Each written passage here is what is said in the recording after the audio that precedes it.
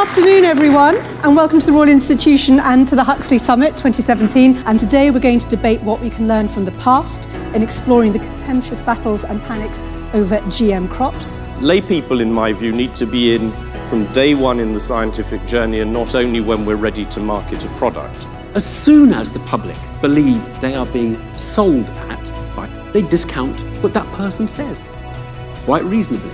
It's not a post-truth society, it's a different truth society. We are in the liberal intellectual elite. We are terrified and powerless because suddenly Trump is president and we're leaving the European Union. Facts have less power than they ever have, and I think that is a single direction track.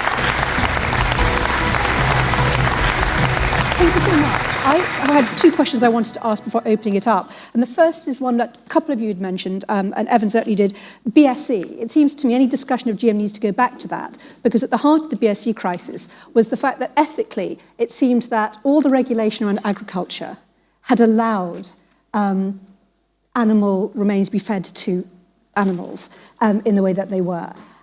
That seemed to me to be the key issue. It was about what was the scientific evidence that this was a good idea when it seemed to have no common sense, and the fact it had been going on for so long, and where was the regulation? What are your thoughts on that? So I think actually the truth is that there's no problem feeding animal remains to animals if you heat it enough. And the real problem was that we lightened the regulatory burden. We stopped specifying how far animal remains should be heated before they were then passed back into the food chain. And that's what led to the problem initially. Then the question was an overreaction where we said, oh, well, let's take all the potential risk stuff out. We overdefine what the potential risk stuff is. And I think you had a mobile phone moment where people were surreptitiously eating T-bone steaks in bars, in pubs around the country, and they didn't give a damn. So I'm a bit sceptical whether I think the trust link between the two is true, but the scientific link is not the one. What the public learned from BSE is not, oh, there was a tweak of the science that we got wrong, blah, blah, blah. The public takeout was the experts didn't know what they were doing. So why would I trust those experts on this one if they clearly didn't know? Which is exactly the same as the economists didn't know what they were doing 10 years ago. Why do I need to trust them on Brexit? Right. And the projection was potentially, I think the figure was millions who might die of this horrific brain disease. Obviously it didn't happen, but that was the kind of public scare. That was the scare. What do you want to say, Ottoline? So I think what we're talking about is actually what I would describe as a non-point of disagreement between the two of us, in that there are two things going on. There's your fear in-group, out-group driven thing, and then there's a thing that you pick as the defining feature. And that thing, there are various things that feed into what it is that you pick. So in the case of GM, you can pick GM very safely as your defining feature because there's no benefit to you if you don't have it, and all of these kinds of things. So I agree that all of those things that you mentioned are part of the reason why GM wound up as one of these defining features. And at the same time, I would agree that it's why not feeding animals to animals wound up as a sort of defining feature in that other debate. But you have to understand that the polarization has happened before you can understand how the thing that you're worrying about and you would like to be better understood has become a defining feature in that polarization. Did you want to? Yeah, well, I agree with Evan. I mean, it was pretty stony ground, and you'd come off a period of time where people had really had their confidence in the food supply chain really shaken, and a very extended period of time as BSC emerged, where the establishment, as the wider public would see it, continued to reassure when, with the benefit of hindsight, they shouldn't have done. And what's quite interesting is that if you run a big food business, when these kind of things happen, we always get accused of overreacting. Always. And the scientific establishment, the political establishment, everybody says, why are you going there? And the reason that food retailers do that is they're trying to get ahead of where it might be. And the only way you can stop it is to get ahead of where it might be. You know, horse meat played out very differently. And part of the reason horse meat played out very differently is that there never really was a food safety issue associated with it, although you wouldn't have thought that at the height of the debate. But because every retailer just massively overreacted. in the eyes of almost everybody other than the food retailers taking the decision. And they, if you like, they cauterised their wound by that overreaction. I remember sitting in a board meeting kind of the second day after it blew up. And one of our directors, Matt Britton of Google, was tapped into Google's search engine of what was going on search. And we were having a very earnest conversation. And he said, the number one search on Google at the moment is horse meat. And so we were all a bit depressed. And he said, however, the number two is horse meat jokes.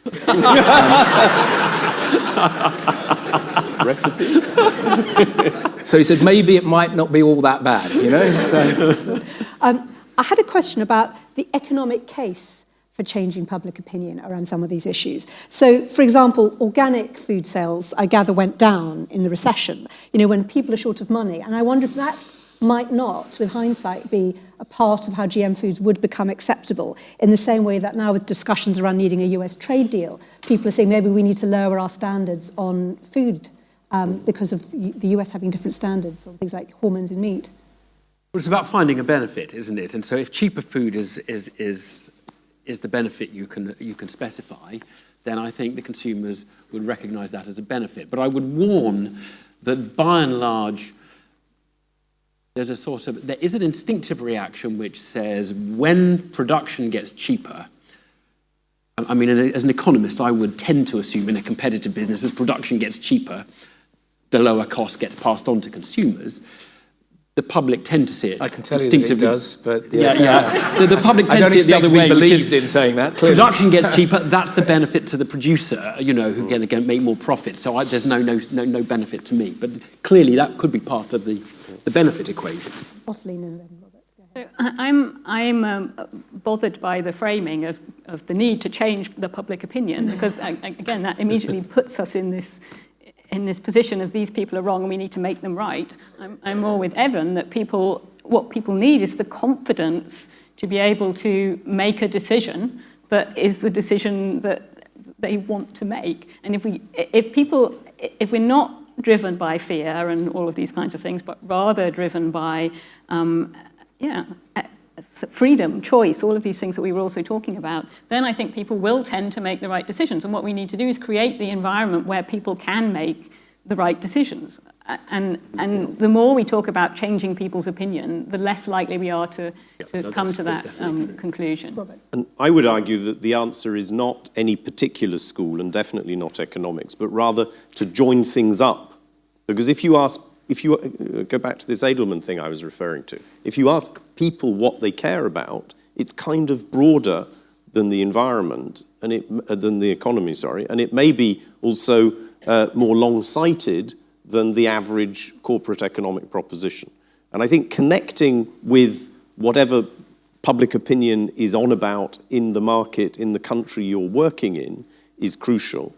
The second thing I would say is we have to reframe uncertainty.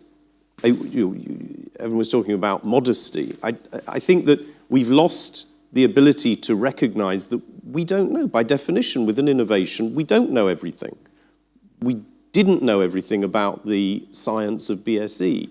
We're not absolutely sure whether in crop agriculture, herbicide-resistant GM is good or bad, and how you manage it in order to optimize it. So that there's all sorts of uncertainties. And how do we get people to, first of all, think about the multiple round problems they face and the impacts of prohibiting this on somebody else's job, not on my plate, and secondly, to get them to engage with stuff which looks techie because it might deliver what I care about. And, you know, we haven't got that joined up debate at the moment. That means we haven't got a resilient society because we're all assuming that these institutions, we don't trust them, but their job is still to keep me completely safe. And that's a mistake. Do you have any thoughts on this? Yeah, look, I mean, organic food is a minority sport, and back to the sort of the idea of the sort of liberal North London bubble, it gets talked about as if it's somehow mainstream, and it's not. It's so hovered. I would say the head of Iceland said at the time of the GM sort of... Yeah, and he nearly bankrupted his business. Yes, but he said he was going to turn everything organic, so it shows you how even businesses were thinking this is the future. No, and you know, Malcolm will tell you it was the day he lost his mind. Now, look, I know Malcolm very well. He will appreciate that observation. It is a minority sport, and it hasn't moved much. And part of the challenge that organics has had is it doesn't actually. It kind of stands for an overall idea rather than anything specific. And so, as you've seen, for example, the advancement of higher animal husbandry meat, RSPCA certified and other certification schemes. A lot of people who were buying organic as a proxy for, they believed, better animal husbandry were given another route that was more affordable. And a bit like the tomato puree, you may remember this, but there was a TV programme, Jamie Oliver castrated an organic pig live on television, and that didn't help organic food much. And there's a reason that you have to castrate an organic pig, because if you're going to grow the animal more slowly, you're going to take it to effectively its teenage years, and you get boar taint, so you castrate. But in conventional production systems, which the pig's only alive for 26 to 28 weeks, you don't have that issue. So these things are quite complicated, but organic really has not been, I don't think, about a price per se, but it's about it really doesn't deliver, back to my utility point, significant benefit. And on from the consumer perspective at large, on the point of price, this is one of the fake news things in food. The biggest trend in the last 10 years has been people spending more for food. It's called convenience. If you look, everybody talks about online, and of course that's been transformed. It's 5 or 6% of the market. Or they'll talk about discounters. They're now 11 or 12% of the market. Discount market share has not yet peaked. It peaked in 1983 with a business called QuickSave, which had 13% of the market at that time. The big story has been convenience. All the major supermarkets, the thriving still 30-odd thousand convenience stores in the UK, and of course specialist convenience chains. And convenience is a premium price channel. That's what it is. People pay more. And more cash growth has happened in convenience than online and discount in the last 10 years. And we are one of the few societies worldwide where food as a percentage of disposable income of the population has been flatlining to growing for the last 10 to 15 years. In almost every other developed country, it continues on its inexorable decline, which has been happening since about 1960 as rationing started to exit in most of the developed world. So it's a falsehood, actually, that price is dominating the food supply chains today. It's not. I had one other question, which is, looking back at GM, looking at the other sort of food crises, is part of the issue that the public were being treated as consumers instead of citizens, which goes also with the sense of how much they could trust state regulation around food safety. I don't know if you want to take that.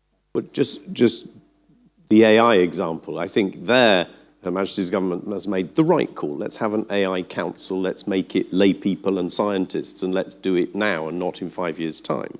And I think that then challenging the media, 2 years ago when the AI community made the right call and said there are pitfalls we want to avoid, AI safety, we put zillions of our own dollars into it.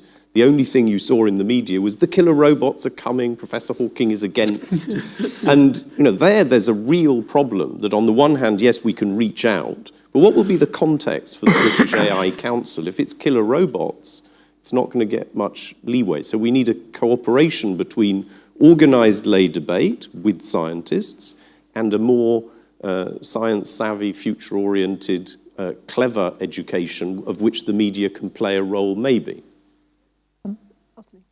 So I think in the context of citizens versus consumers, at some level, I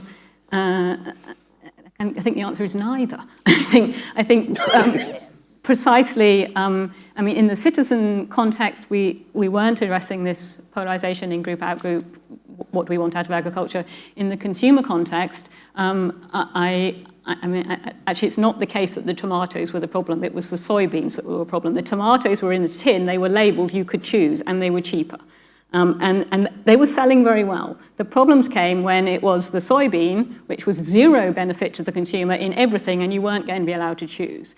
And once we're in that space, which is exactly what you described, then you're not a consumer either. You have no choice. So I think that the problem is treating the public as the great unwashed masses rather than both citizens and consumers. And that's where we need to get back to the engagement. Evan, did you add anything? Well, no, I've heard this distinction between consumer, citizen, different roles. I've never found it terribly useful. I don't think most of us think of ourselves in different ways. But you would in vaccines, say. Like vaccines, the whole essence of that was people thought herd immunity will protect my kids, and it became very fashionable not to have your kids take the MMR. And that's when you needed people to be citizens. And actually the only thing that worked was fear when you had epidemics. Maybe that's an exception. Yeah, maybe I think that one, maybe it is a bit useful. But most of the time, the public just want somebody.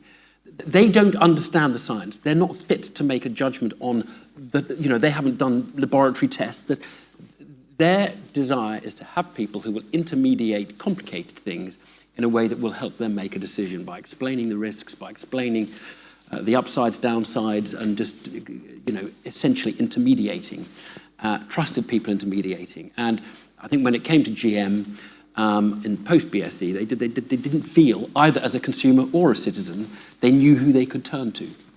And that was the problem. Thank you. The intermediation point that Dame makes is incredibly important. I believe passionately that we're seeing the most fundamental reassessment of society's relationship with commerce that's happened in 150 years. I think the last time it was this dramatic was the mid-Victorian era. And if you look at many of the brands that still have a great well of trust today, Sainsbury's, Marks and Spencer's, amongst them some of the food brands, Cadbury's, Rowntree's, all founded in an incredibly vibrant 20 to 30 year period of the mid-Victorian era. A post-industrial revolution population detached from the producer or supplier of goods and services, finding an intermediary. In the case of Sainsbury's, John and Mary Sainsbury, they put their name over the door and said, trust me. It said quality perfect, price is lower. That's what it actually said above the very first door in 1869.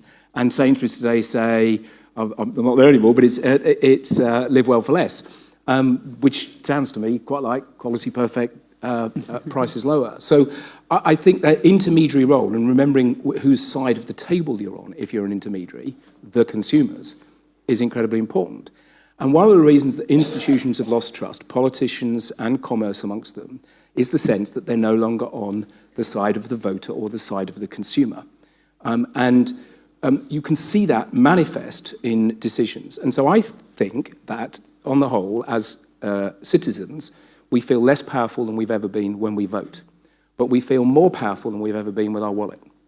And the wallet is a more powerful vote. Retailers are more democratic than politicians, because you have to get the vote every week, 52 weeks a year, year after year after year, not once every 5 years, if you're lucky. And that vote makes a difference. If you take it to another sphere, the tax debate, do you remember what happened with Starbucks? I don't think the politicians shouting at them, I don't think the Daily Mail shouting them made a blind bit of difference. What made a blind bit of difference is their sales were off 15%. Brilliant. That's what made a blind bit of difference. Excellent, thank you. Right, let's take some questions, comments, thoughts, whatever. Right, the lady in the front, I think, was it, in the red sweater? Yes. My name is Roma Agrawal. I'm a structural engineer at ACOM, so I've found the debates very, very interesting. The question I sort of have is that we've talked about creating this environment where people are empowered to make, the right decision, or, and my question is really, why are we calling it the right decision? Should we accept that actually the vote for Brexit and the, results for GM, for example, are the right decision, and do we not like it because it's not what we agree with? A very good point.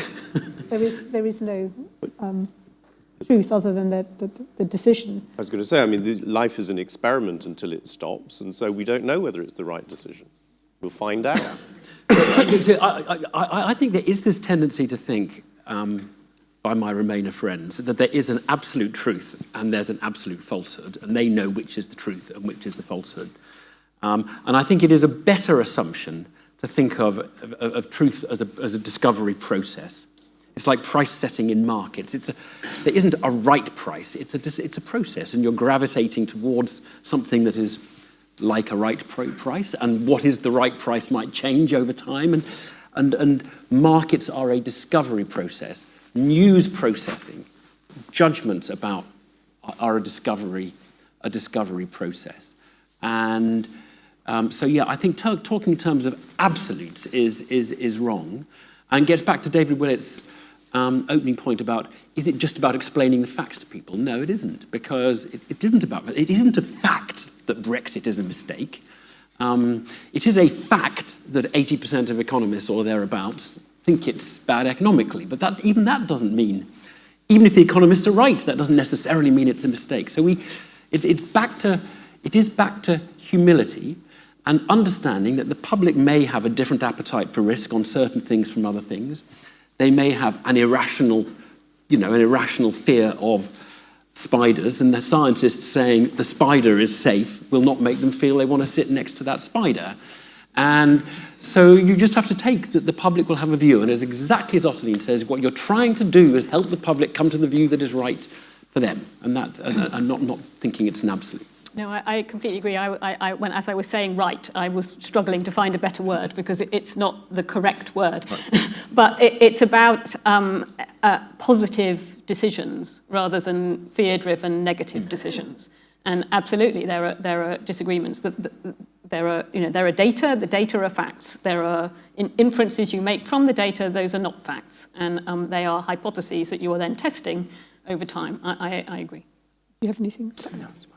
Okay, we'll go to the middle. Right, we've got gentlemen here, and then I'll come back to the one there, and I know this one over here. Yes, go Thank you very much. My name's David Haslam. I'm chair of NICE. I think it's just such a wonderful discussion, and it begs so many more questions, which is, of course, what science is for. For me, I'm really, the whole point of encouraging the public to make decisions, there's a really interesting issue, which is that of balance in the media, and particularly the presentation, the equalisation in, say, the media presentation, that there's as many people on the one side as on the other, when in fact 90% of scientists believe one thing, 10% the other. I'd be really interested, particularly in Evan's sort of view of that. The last thing I want to do is stultify the debate, but sometimes the perception is that there's more disagreement amongst scientists than there really is. False equivalence, sir. Yeah, well, this is the Nigel Lawson question, which I get at most science events I go to. So yes, it's right that the BBC has the debate, even if it's 90-10. But the most important thing is that the media and the BBC leave the public in no doubt where the science consensus is. And so on an issue like climate change, I would believe that if you watch BBC output over any period of time, the public are in no doubt where the scientific consensus is. They may reject the scientific consensus, but I don't think watching or listening to the media debate should be in any doubt that the scientists believe in it. Now, there's a tendency, and I think it's a mistaken tendency by the kind of people who are probably in the audience here, to put too much weight on, say, a single event on the Today programme in which Nigel Lawson is given false equivalence with a Nobel Prize-winning scientist fighting him in one 8-10 moment on one day. But I think in general, and this is back to the point I've been making, the public don't jump to a conclusion on something on one event in the media. They jump to it over time. And by and large, they do know that economists thought Brexit was economically a mistake. They do know that scientists think climate change is real. And they probably understood that the science community was by and large quite well disposed towards GM foods. Because the public can absorb, that over time they just get a vague impression, this is where the scientists are, this is where the multinationals are, this is where the Tory party is, this is where the Labour Party is. It may not be fantastically precise, their understanding of where the geography of the debate is. But by and large, they do understand, and that's very important for them. Can I give one? I was going to butt in as a journalist, and then I'll hand it back to you, Robert. I think the one other thing, though, that perhaps isn't quite addressed is the fact that certain outlets, like the Today programme and a 10-minute interview, they have a prominence that kind of is seen to give a weight, which is slightly different to an assumption that people watch a lot of news, that some outlets matter more. And I think that's part of why there's concern, but that's just me putting it out there. Yeah, and we don't want false equivalence, and we don't want to say, on the one hand, the Earth is flat, and on the other hand, the Earth isn't flat. But even people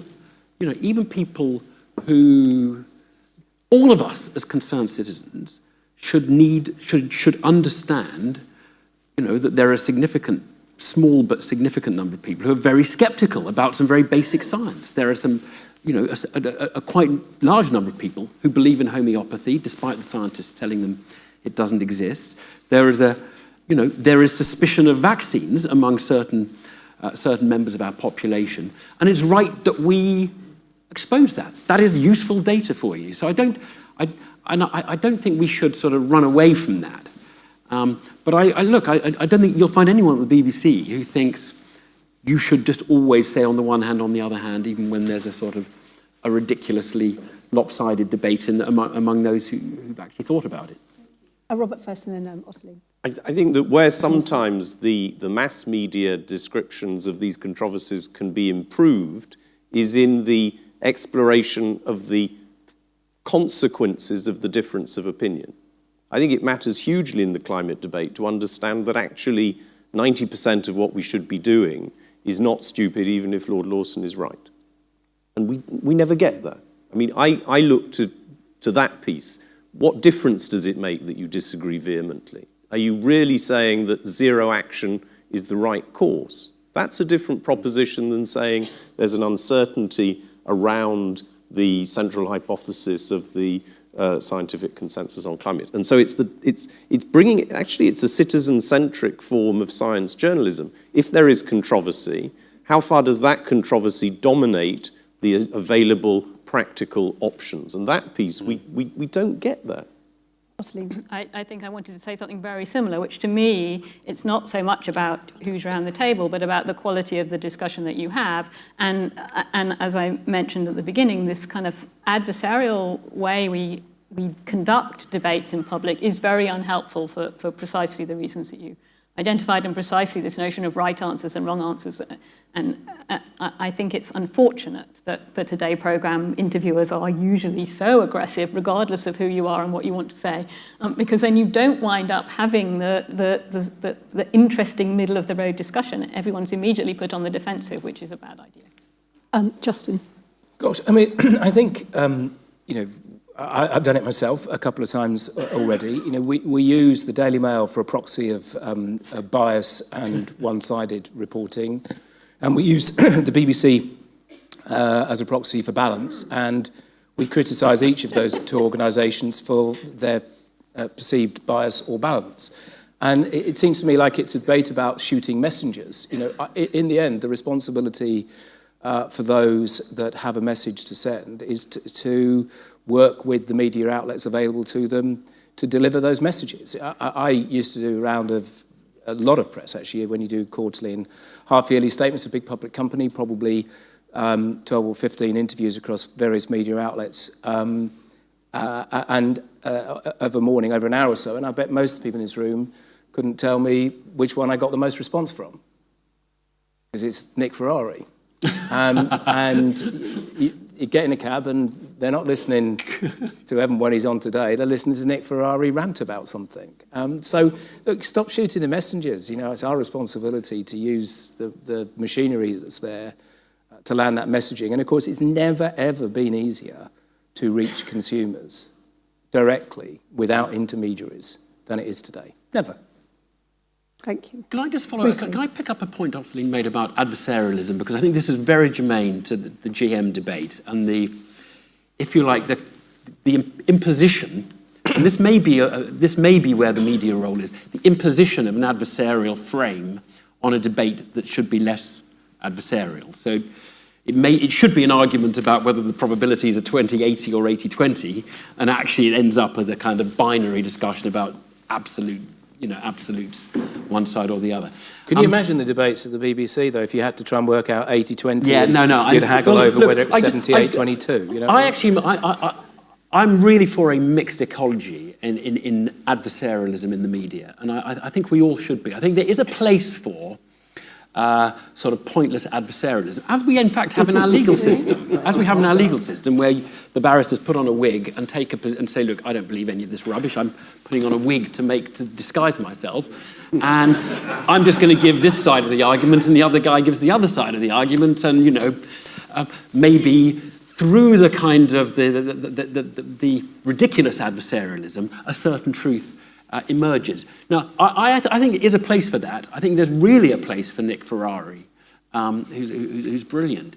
The only thing is, I would say, is, and we all have a concern, we should share a concern on this, we don't want that to be the only language of broadcasting. So you don't want it to be that it's impossible to have a constructive discussion anywhere on the media because all the broadcasters have worked out, hey, it's much better if there's an argument. Well, and, infotainment. Yeah, I mean, and you know, you will know, I mean, on Newsnight,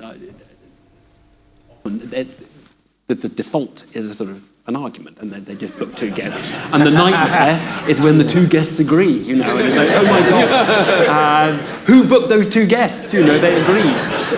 You should all be made to watch the Monty Python argument sketch about once a week, Do you want to shouldn't finish? you? Because I want to... Yeah, no, that's it. Okay. Let's move on. We are talking about GM. The gentleman on the end there was next, and then I'll come back to this side. Yes. I'm Jack Stilgo from University College London, and I just want to say a huge thank you to Ottoline for saying this is mostly about the sociology of technology, because I happen to teach that. And I mean, this debate gladdens my heart, because unlike many debates on learning from GM, it actually reflects most of what the social sciences know about what went on there. My question is, I guess, the next stage, which is about the completeness of social learning about GM, and I think that will be tested the next time a big technology comes along. So I want to really get the panel's thoughts on whether, if you take, for example, current enthusiasm about driverless cars, do you see this being done differently, as Robert Madelin appeared to suggest, or do you see the same sort of tendencies towards messenger shooting and public blaming and shaming? Who wants to do that first? Well, can I start by saying I'm not that optimistic? What I was trying to say is not it's all right, it's all over, but rather there are things we can do to tweak the debate. So I think the first is getting lay people's views, not on the science, but on the potential outcomes. That's very important. And they can relate outcomes, anybody can relate outcomes to the stuff I care about. The second thing, and you mentioned infotainment, we have to have gamified consensus machines. And there's one example, which was the Department of Climate Change's energy mix model. Pick the energy mix you want, and according to open algorithms and open data sets, we'll tell you whether you are tanking or improving the UK economy over 10 years. And if you didn't like the outcome, you can go back and tweak your choice of energy mix, a bit more nuclear, no renewables at all, whatever, to see how it works. It's not rocket science to do that for almost anything. You know, prohibit all new crop science, what happens? And if the model is open, the data sets are open, the algorithm's open, it's a fair game. And guess what? People will play that in between listening to popular or erudite mass media. So I think you need to do that. And the third thing is, if you want a new conversation, you need a new movement. And it's got to be a movement. It's got to be sustained. We need different voices in it. And there, I think the AI Council that we're beginning to get in this country is sort of a small green shoot, but it's a bit small and it's a bit late. Ottoline. So this is my opportunity to plug dangerously, the outcome of a project I was working on recently. There was a collaboration between the Royal Society and the British Academy on issues around data governance and the use of data, for example, in AI. And what we recommended as a result was that we needed to establish some kind of overall stewardship body for this governance landscape that was governed or driven by a set of very high-level principles, at the centre of which was that data should be used to promote human flourishing. This caused pandemonium amongst a variety of the stakeholders that we were engaging with, because they thought that was a far too vague, wishy-washy term. But the whole point is it's a vague, wishy-washy term that everybody can get behind and believe in. And that's, again, this kind of tightrope that you're walking between values and specific actions, what you actually do. And so, yes, fortunately,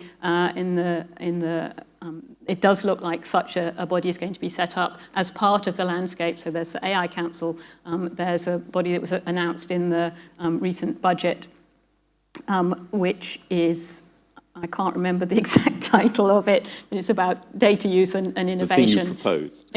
Exactly, it's the thing we proposed, that's all we care about. and then the Nuffield Council are also considering setting up a slightly sort of longer-sighted body around data ethics and data use. And that kind of landscape, which provides participatory places for the games to be set up, for different kinds of input that's really visible, that people can feel then they have some kind of agency, some kind of choice. I think that's the way forward to try to avoid these kinds of kind of train wrecks in the future. Justin. Well, risk of sounding flippant, I've always thought driverless cars have long since existed. They're called taxis. What we're talking about is cars where you can sit in the driver's seat but not have to control the car. And I think it is an important distinction, because fundamentally you then get to the question of what the benefit is going to be of driverless cars. I know those that are the most passionate advocates believe safety is the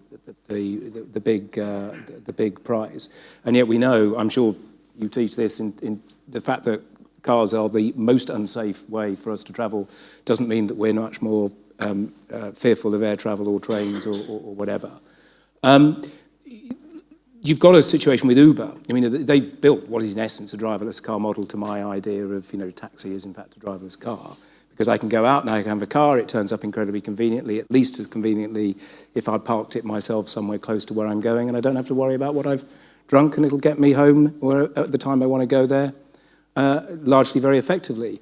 That's why I think the data leak issue with Uber a week or so ago is by far the single most damaging thing that's happened to their business model.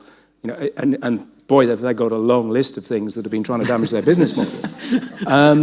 Because what it tells the million people that signed the petition for to the London Mayor's withdrawal of their licence is, if you were ever in any doubt, they're not on your side. They're not on your side. Any organisation that sits on that kind of information, hides it from their customers, and pays off a blackmailer to avoid having to reveal to their customers it's happened, ain't on your side. That's why I think it's incredibly damaging to them. I think ultimately the driverless cars conundrum will be, and there's, I think, some evidence already emerging, that it's the driven car, when driverless cars are having accident, that is causing the accident. Because humans don't do the thing that the driverless car is expecting them to do.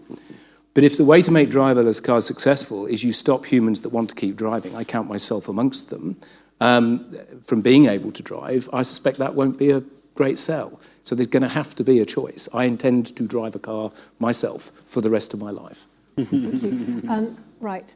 And take taxis. I'm going to take thank you. I'm going to take the gentleman there, because I think you had your hand up right at the start. I'm not sure if we'll have time for many more, but go for it. Yes, the glasses. Hi, I'm John Paul Mason from NHS England. We've heard a lot about the public debate and public debate through traditional media, yet we're also told that nowadays Facebook and the Facebook formula and the social media echo chamber drives debate much more powerfully. How do we think GM would have panned out in the era of modern social media? Great question.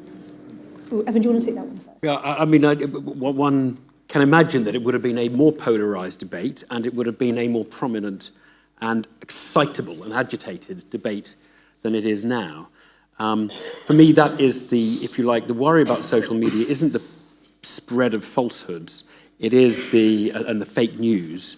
It's the sowing of division and the agitating of divisions that might be calm, and the making of them more excitable, and thus the polarisation of the sides, the more excited polarisation of the sides. And it's interesting, by the way, that the Russians stand accused of interfering in the American election. It's more complicated than that the Russians spread fake news to get people to vote Trump. It's more that the Russians sowed division. In Texas there was one, they were inciting Islamophobes to hate Muslims, and they were inciting the Muslims to hate the Islamophobes. So I think that would be what I would focus on. Social media raises the temperature of the argument and makes it slightly harder to have the kind of discourse that Ottoline has been so eloquently talking about. And so that would be a worry. My recommendation, by the way, is that you all watch the BBC most of the time,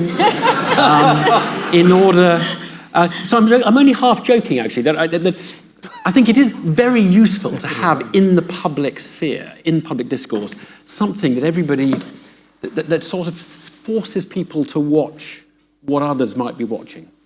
And I think maybe the Americans are increasingly lacking that kind of presence.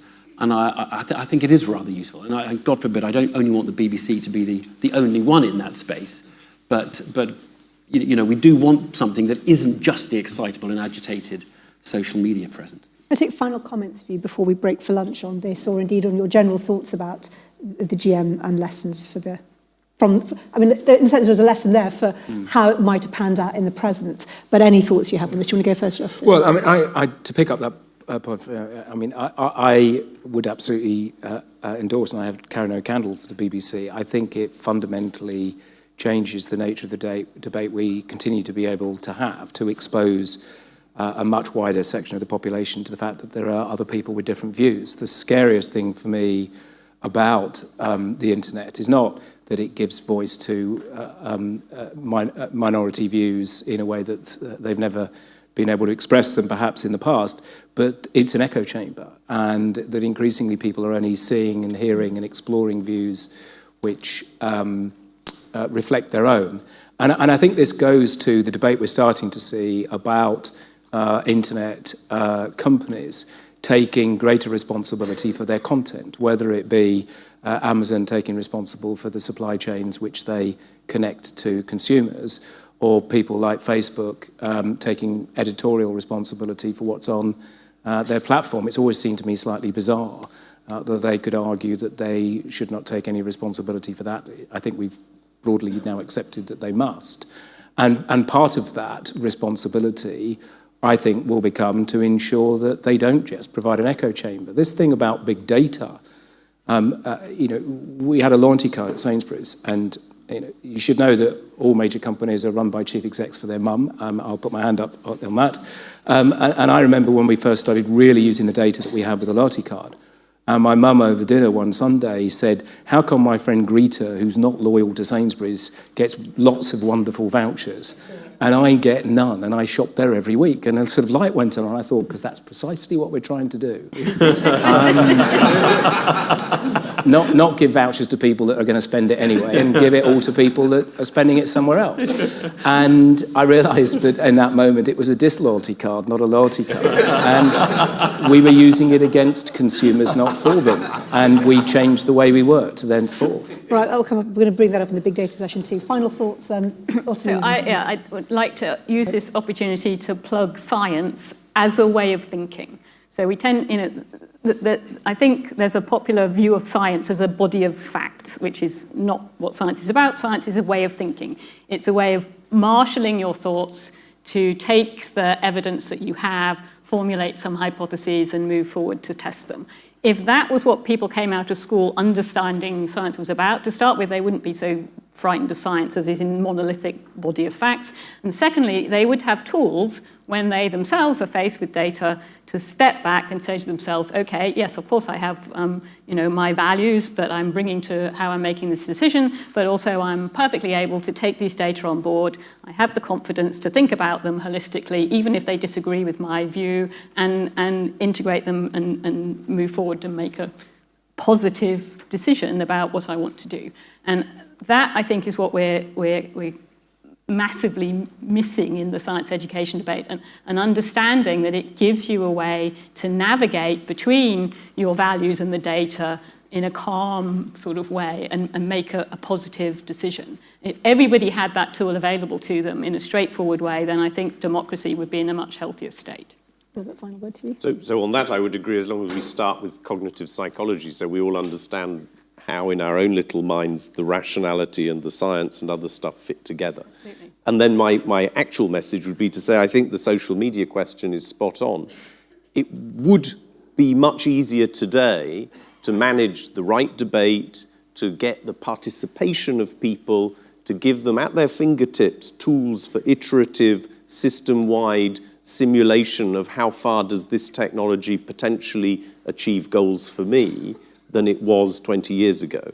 The tragedy is that those tools are being used for a sort of same old adversarial debate instead of being purposefully used to help transform.